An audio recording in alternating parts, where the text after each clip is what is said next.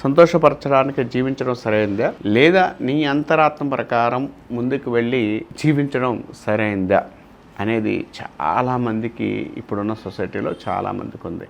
నీ కోసం పుట్టినవారు అంటే తల్లి, తండ్రి, భార్య, పిల్లలు కొంతమంది నీ కోసం నీ పక్కన ఉంటూనే ఉంటారు. వారి కోసం, వారి ఆనందం కోసం జీవించడం అనేది నీ కర్మ, నీ ధర్మం, నీ కర్తవ్యం.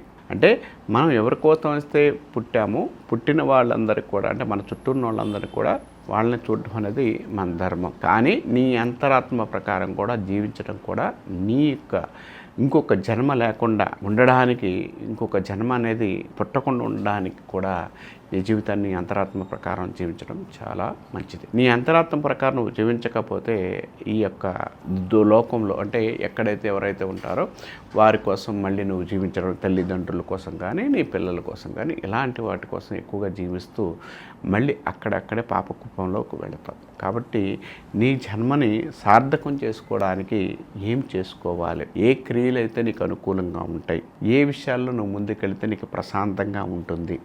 ఎందుకనంటే మన అంతరాత్మ కరెక్ట్గా లేకపోతే మనం ఏమి చేసినా కూడా నిష్ప్రయోజనము. అంటే మనం ఏం చేసినా కూడా క్లారిటీ లేదు, నిష్ప్రయోజనంగా ఉండే అవకాశం ఉంటుంది. కాబట్టి మీరు ఎప్పుడైనా కూడా ఆలోచించండి, నీ అంతరాత్మ ప్రకారంగా కూడా నిర్ణయాలు తీసుకోవాలి. దానికి డబ్బు కోసం తీసుకుంటారా, లేకపోతే కొంతమంది పూజల కోసం, ధర్మం కోసము, కొంతమంది నిర్ణయాల కోసం, భగవంతుడి కోసం నిర్ణయాలు మారుస్తూ ఉంటారు. అలా మార్చుకొని మీరు ముందుకు వెళ్ళగలిగితే మీ యొక్క జన్మ అంతరాత్మక ప్రకారం ప్రశాంతంగా ఉండే అవకాశం ఉంటుందని చెప్పవచ్చు.